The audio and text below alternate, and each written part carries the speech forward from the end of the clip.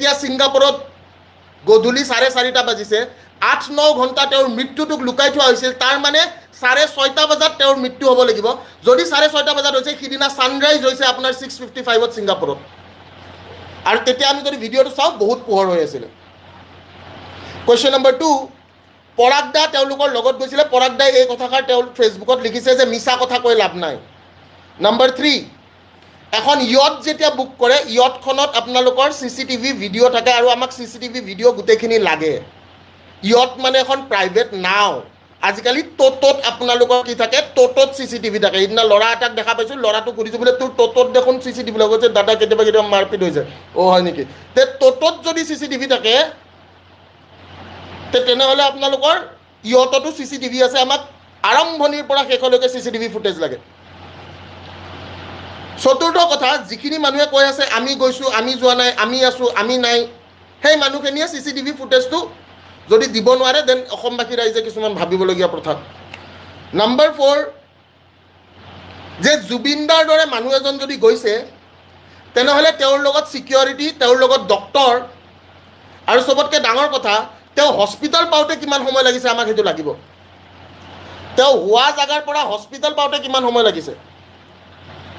য'ত কাহানীটো হৈছে আৰু তাৰে পৰা হস্পিটেলত তেওঁক কিহত লৈ যোৱা হৈছে হস্পিটেল পাওঁতে কিমান সময় লাগিছে আমাক এইখিনি প্ৰশ্নৰ উত্তৰ লাগিব নম্বৰ 7 যে মই যদি আজি এজন কৰ্মৰত ছিকিউৰিটি গাৰ্ড মই যদি আজি কৰ্মৰত এটা বোলে কি ডক্টৰ মই যদি কৰ্মৰত আজি ইঞ্জিনিয়াৰ মই যদি কৰ্মৰত আজি পুলিচ প্ৰশাসন মই যদি কৰ্মৰত আজি মেনেজাৰ তে মোৰ দায়িত্ব আছে because my name is manager আৰু মই মেনেজাৰ মানে মই সকলো কথা গম পাব লাগিব যে তেওঁ কি খাব লাগে তেওঁ কি খাব নালাগে তেওঁ ক'ত যাব লাগে তেওঁ ক'ত যাব নালাগে তেওঁ কি কৰিব লাগে তেওঁ কি কৰিব নালাগে এইটো প্ৰশ্ন নম্বৰ 7 প্ৰশ্ন নম্বৰ 8টো হৈছে যে কি নৰ্থ ইষ্ট ফেষ্টিভেলত আমাৰ জুবিন দা যোৱা নাই বুলি কৈছে